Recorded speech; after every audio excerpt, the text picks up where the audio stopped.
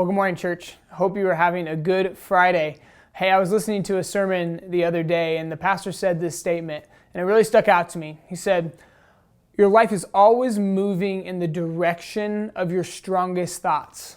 So your life is always moving in the direction of your strongest thoughts.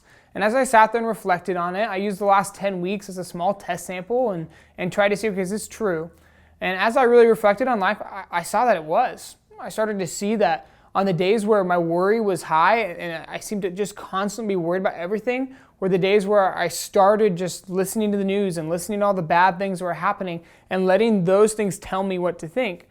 On the contrary, when I looked at the days that were good, where the trust in the Lord was high, it's when I wasn't focused so much on all the bad things, but I was focusing on who God is.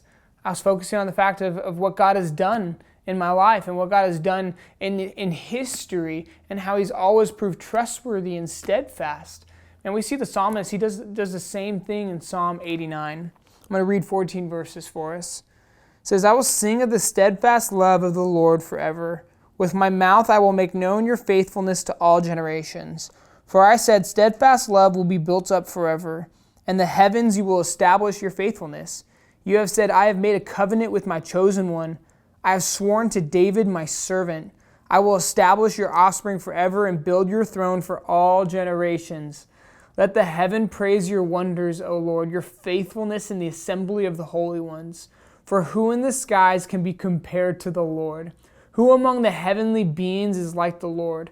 A God greatly to be feared in the council of the holy ones and awesome above all who are around him. O Lord God of hosts, who is mighty as you are, O Lord, with your faithfulness all around you? You rule the ragings of the sea. When its waves rise, you still them. You crushed Rahab like a carcass. You scattered your enemies with your mighty arm. The heavens are yours. The earth also is yours. The world and all that is in it, you have founded them. The north and the south, you have created them. Tabor and Hermon joyously praise your name. You have a mighty arm. Strong is your hand. High your right hand. Righteousness and justice are the foundation of your throne. Steadfast love and faithfulness go before you. So here's a challenge that we have for you, church.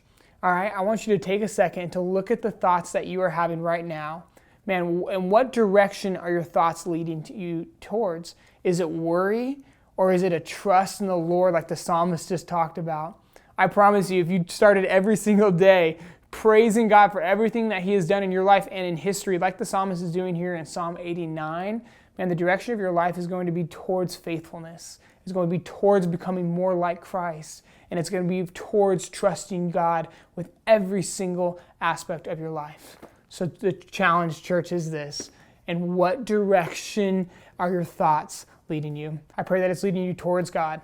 Have a great morning, church.